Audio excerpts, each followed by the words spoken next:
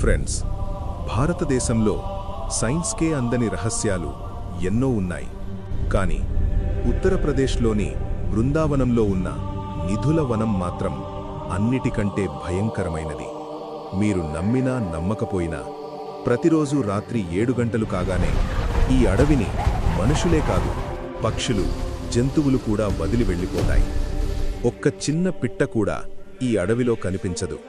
చివరికి ఆలయ పూజారి కూడా గేట్లకు 7 తాళాలు వేసి వెనక్కి తిరిగి చూడకుండా బయటకు వచ్చేస్తారు.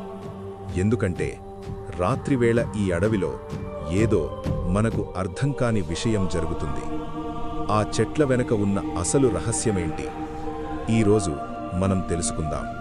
నిధుల వనంలో మీరు గమనించే మొదటి విషయం అక్కడి చెట్లు. ప్రపంచంలో ఎక్కడైనా చెట్లు ఆకాశం వైపు పెరుగుతాయి, కానీ ఇక్కడ మాత్రం చెట్లు భూమి వైపు వంగి ఉంటాయి. చాలా పొట్టిగా, ఒకదానికొకటి అల్లుకుపోయి ఎవరినో కౌగిలించుకున్నట్టు కనిపిస్తాయి. స్థానికుల నమ్మకం ప్రకారం ఈ చెట్లు సాధారణ చెట్లు కావు. ప్రతి చెట్టు ఒక గోపిక. పగలు చెట్లుగా కనిపించే ఇవి రాత్రి 7 గంటలు దాటాక మనుషులుగా మారుతాయట. సాక్షాత్తు శ్రీకృష్ణ పరమాత్ముడు ప్రతిరోజూ రాత్రి ఇక్కడికి వచ్చి ఆ గోపికలతో కలిసి రాసలీలలు చేస్తాడని విశ్వాసం. నిధుల వనంలో ఉన్న రంగమహల్ ఆలయంలో ప్రతిరోజూ ఒక వింత జరుగుతుంది.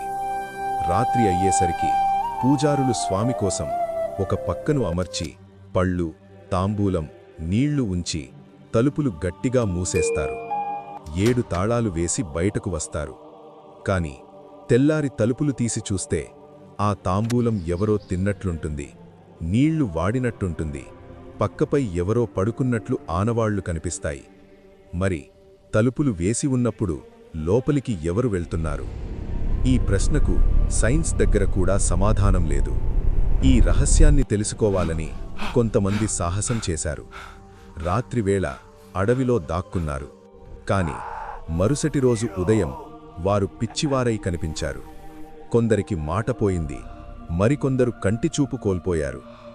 లోపల ఏం చూశారో అడిగితే వారు చెప్పే స్థితిలో లేరు. అందుకే ఈ ప్రాంతంలో ఉండే ఇళ్లకు రాత్రి కిటికీలు కూడా తెరవరు. ఆ వనం వైపు చూడటమే మృత్యువుని ఆహ్వానించడమే అని నమ్ముతారు.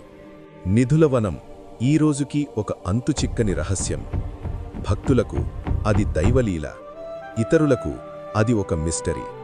కాని అక్కడ జరిగే సంఘటనలు మాత్రం నిజమే. మరి మీరేమనుకుంటున్నారు? ఇది నిజంగా కృష్ణుడి మహిమేనా? మీ అభిప్రాయాన్ని కామెంట్స్లో చెప్పండి. అలాగే షేర్ చేయండి. ఇలాంటి మరెన్నో పురాణ రహస్యాల కోసం ఇప్పుడే సబ్స్క్రైబ్ చేయండి. జై శ్రీకృష్ణ.